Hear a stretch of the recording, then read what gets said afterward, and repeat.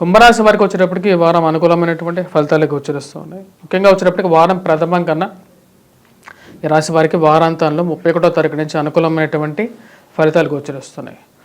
ముఖ్యంగా వారం ప్రథమంలో కొంచెం మిశ్రమంగానే ఉండే విధంగా ఉంది. దానికి ముఖ్య కారణం వచ్చేటప్పటికి ధనస్థానాల్లో రాహుగ్రహ సంచారం అనేది ముఖ్యంగా వివాహ జీవితంలో కొంచెం ప్రతిబంధకంగా ఉండే విధంగా ఉందన్నమాట.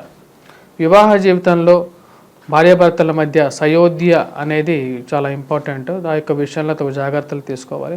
జన్మరాశిలో శనిగ్రహ సంచారం జరుగుతున్నప్పుడు మానసిక బాధని కలిగిస్తూ ఉంటుందన్నమాట. ఏ విషయంలోనూ బాధ లేకపోయినా సరే ఒక 10 నిమిషాలు మానసికంగా కూడా ఏదో విధంగా ప్రతి విషయానికి ఎక్కువగా బాధ పెట్టే విధంగా ఉంటాడు అన్నమాట శని జన్మరాశిలో సంచారం చేసేటప్పుడు.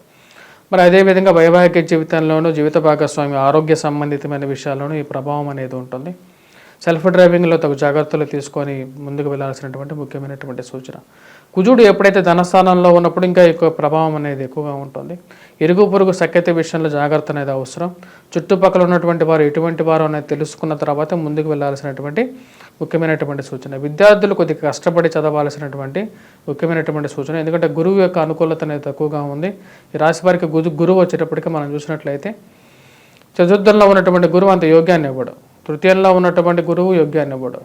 సో కాబట్టి మీనరాశి వారికి వచ్చేటప్పటికి ఈ రాశి వారికి ముఖ్యంగా వచ్చేటప్పటికి కుంభరాశి వారికి వచ్చేటప్పటికి మిశ్రమమైనటువంటి ఫలితాలుగానే గోచరిస్తుంది. ఎందుకంటే కుంభరాశి వారికి వచ్చేటప్పటికి మనం గమనించినట్లయితే చతుర్థంలోకి గురువు మూమెంట్ అనేది జరిగింది మే 1వ తారీఖున.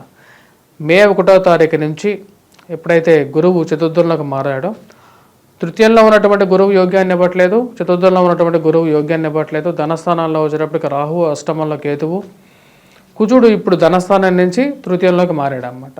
తృతీయంలోకి మారబోతున్నటువంటి కుజుడు రేపు రాబోతున్నటువంటి 31వ తారీఖు నుంచి అనుకూలమైనటువంటి ఫలితాలు ఇస్తాడు. ఇది విద్యార్థులకి అనుకూలంగా ఉంటుంది. రియల్ ఎస్టేట్ సంబంధితమైన వ్యాపారస్తులకి కొద్దిగా ఫైనాన్షియల్ మొబిలిటీ అనేది రావటం, సంఘంలో గౌరవం, గుర్తింపు, ఉద్యోగ ప్రయత్నాల్లో అనుకూలత అనే విషయాల్లో కొంచెం అనుకూలంగా ఎక్కువగా ఉంటుందన్నమాట.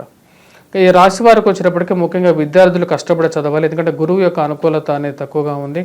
ఉద్యోగ ప్రయత్న సంబంధితమైన విషయాలు కూడా కొద్దిగా కష్టపడి చేస్తే కానీ అవ్వనటువంటి పరిస్థితి అన్నమాట. మీరు చేస్తున్నటువంటి ప్రతి పనిని గమనించేవారు ఒకరు ఉంటారు, గమనిస్తున్నట్టుగా మీకు తెలుస్తూ ఉంటుంది అన్నమాట. ఆ విషయాన్ని కొద్దిగా గమనించి ముందుకెళ్తే అనుకూలత అనేది ఎక్కువగా ఉంటుంది. ఈ రాశి వారికి వచ్చేటప్పటికి చేసుకోవాల్సినటువంటి పరిహారాల్లో జన్మరాశిలో సంచారం చేస్తున్నటువంటి శని, ఏలినాటి శని ప్రభావ రీత్యా వెంకటేశ్వర స్వామి ఆరాధన అనేది చేసుకోవాలి. అదేవిధంగా శనిగ్రహ మంత్ర జపం కవచాన్ని పఠించాలి.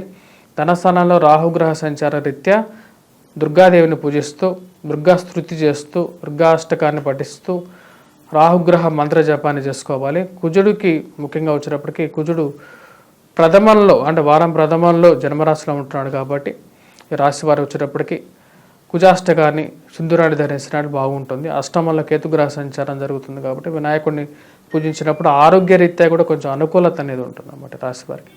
సో వారం ప్రథమం కన్నా ఈ రాశి వారికి వచ్చేటప్పటికి వారాంతాల్లో ఎక్కువగా అనుకూలమైనటువంటి ఫలితాలు, రాజకీయ రంగ పరంగా ఉద్యోగ పరంగానూ అనుకూలత అనేది ఎక్కువగా ఉంటుంది. రాశిలో ఉన్నటువంటి రాజకీయ నాయకులకు కూడా వారం ద్వితీయార్థంలో అనుకూలత అనేది ఎక్కువగా ఉంటుంది అన్నమాట.